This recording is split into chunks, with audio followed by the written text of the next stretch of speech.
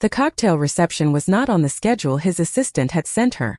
She found out at 6 that evening, black tie, Han Group investor preview, partners expected, and dressed in 20 minutes because she had learned to always have something ready, which was its own kind of grief if she thought about it too long.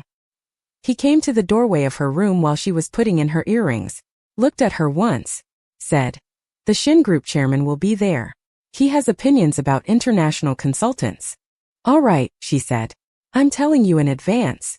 "I heard you." He held the doorway a moment longer. Something moved in his face that didn't make it to language. He left. She put in the second earring and told herself she understood what he was preparing her for. She didn't. The Shin Group chairman was 72, old money, and had the specific confidence of a man who had never once been asked to make himself smaller. He found Jae-won within 20 minutes. Zara was at Jae-won's side, where she always stood, close enough to be present, calibrated enough not to crowd. The chairman looked at her the way people look at art they haven't decided about. "Your wife," he said to Jae-won. Not a question. Not an introduction. "Yes," Jae-won said. "Nigerian." Still to Jae-won. Still not to her. "The consultancy. I've heard of it." Pause. That was also a verdict. Interesting choice. For a man in your position. The room was loud enough that no one else heard. Quiet enough between the three of them that every word had weight. She waited. She knew the shape of what came next, Jae-won's voice precise, cutting across whatever this was. 4 words.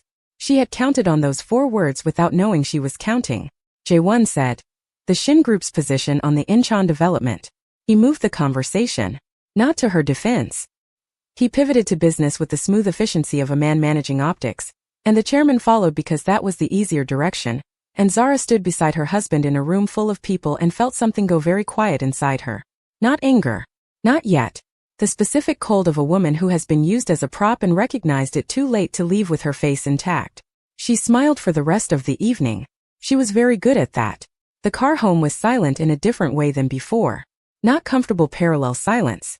The silence of a room after something has been broken, and both people are pretending they didn't hear it. At the apartment he said her name in the hallway. She turned. He saw it. She watched him see it, the specific quality of her stillness, the way her composure was costing something. "I was managing the situation," he said. "I know. Shin's position on the Incheon deal is worth 400 million. I know what it's worth." Her voice was even. "I know exactly what you calculated and how fast you calculated it, and that I came up short." She paused. "What I don't know is why you're surprised that I noticed. I wasn't dismissing you. You were managing me. Which is worse?" She tilted her head slightly. "You know what the difference is between tonight and the boardroom 6 months ago? In the boardroom you interrupted me. Tonight you let someone else do it and said nothing. At least before you were the one holding the knife." He was very still. "Don't explain it to me," she said. "I understand the business logic. I am asking you to understand that business logic is not the only logic in the room." She went to her room. She did not slam the door. A slammed door was emotion, and she was not giving this apartment her emotion tonight. She sat on the edge of her bed in her black tie dress and her careful earrings and pressed both hands against her knees and breathed through the specific pain of a woman who expected better and knew she shouldn't have, and was furious at herself for the expecting. He knocked at 11. She didn't answer. He knocked again. "I'm not asleep," she said. "I'm choosing not to open the door. There's a difference." A long silence from the hallway. Then, "I chose the deal." She waited. "In that moment I chose the deal. Over you. And I knew I was doing it and I did it anyway because that is what I have always done.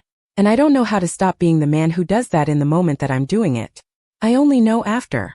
That's not good enough, Jae-won. I know." His voice through the door was stripped of management, of control, of everything she associated with a CEO face. Just a man in a hallway holding something he'd broken. "I know it isn't. I'm not offering it as enough. I'm just telling you what's true." She sat with the door between them for a long time. She didn't open it, but she didn't tell him to leave either, and they both understood that the difference mattered. 3 days of the architecture again. He left early, returned late. The Wednesday coffee sat untouched on the counter. They were back at the beginning and both knew it, and the apartment held the specific tension of 2 people circling something they hadn't agreed to address. She was on a call at 10 when she heard him come in. She finished the call, came out. He was in the kitchen with his jacket still on, reading his phone, and she stood in the doorway and said, "We should talk." "Yes," he said. Didn't look up. "Now." He looked up. She came in. Sat at the kitchen table. He stayed at the counter because that was what he did. Kept surfaces between himself and things that required him to be undefended. She had learned his architecture too. You revert, she said. When the pressure gets high enough, you revert. You become the version of yourself that was built for boardrooms and you use it on me like I'm a room to be managed. I did not come here to be managed. I came here under contract, and somewhere in the last few weeks I stopped treating this like a contract, and I need you to understand what that cost me. She stopped. That was not in the contract. Instead of what? Lower. The edge underneath coldness. The thing cold is protecting. Instead of me, she said. Just me. The person in the room with you. He set his phone down. Came away from the counter. Sat across from her at the table. Not beside her, across so he could see her face, which was him trying to do the harder thing. What do you want from me? He said. Exactly. I want to matter more than the deal. He held her gaze. You do. You didn't show it. I know. Then show it. Her voice was quiet but not soft. I'm not asking you to blow up a $400 million deal. I'm asking you to not make me invisible while you're protecting it. Those are not the same thing, and you are smart enough to know that.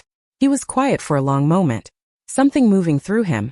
Not the managed stillness, something underneath it. My father used to say every person in every room has a price, and the only question is whether you know it before they do, he said.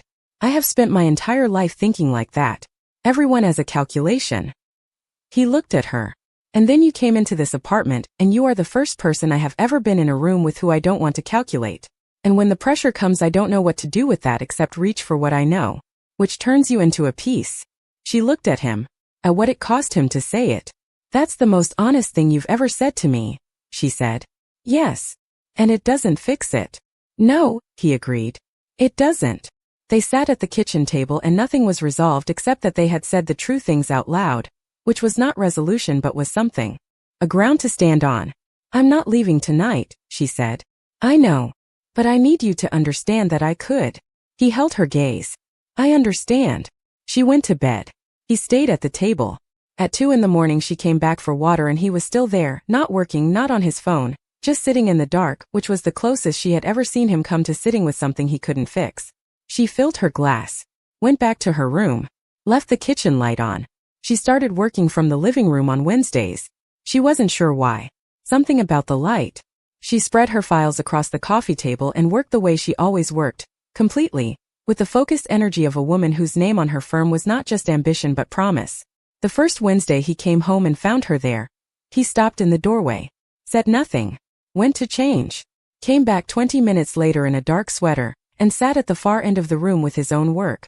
They didn't speak. They worked in parallel for 3 hours and it was the most comfortable Zara had felt in the apartment since she'd arrived. The second Wednesday he brought coffee without asking. Set it beside her laptop, said nothing, returned to his side of the room. The third Wednesday she brought his. He looked at the cup. Then at her. She had already turned back to her screen. You remember how I take it, he said. I notice things.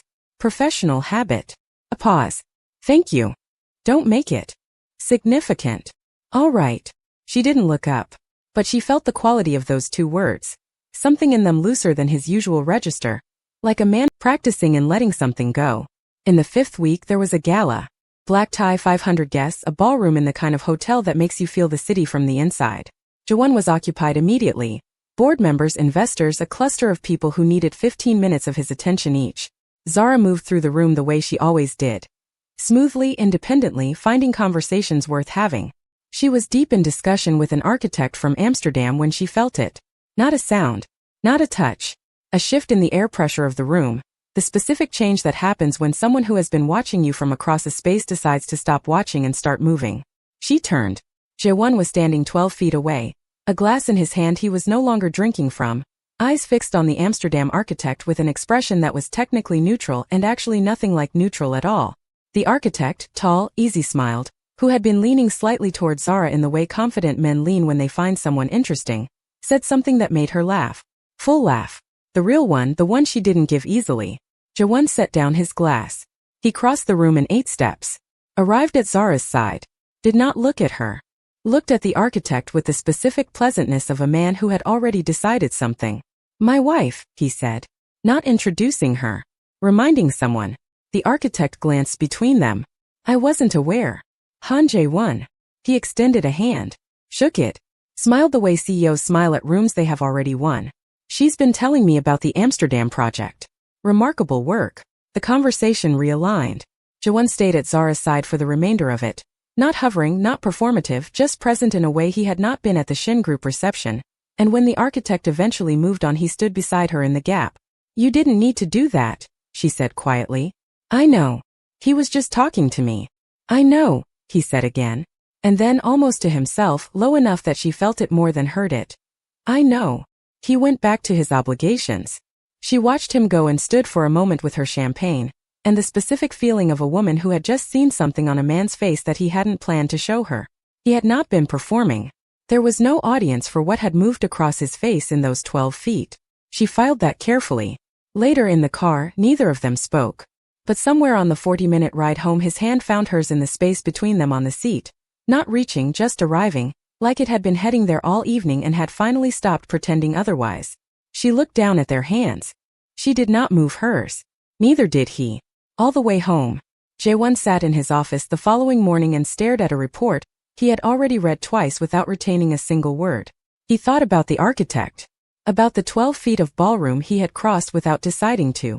About the specific quality of Zara's laugh, which he had heard 4 times total, because she did not give it easily, and which last night had gone to a man who had known her for 40 minutes.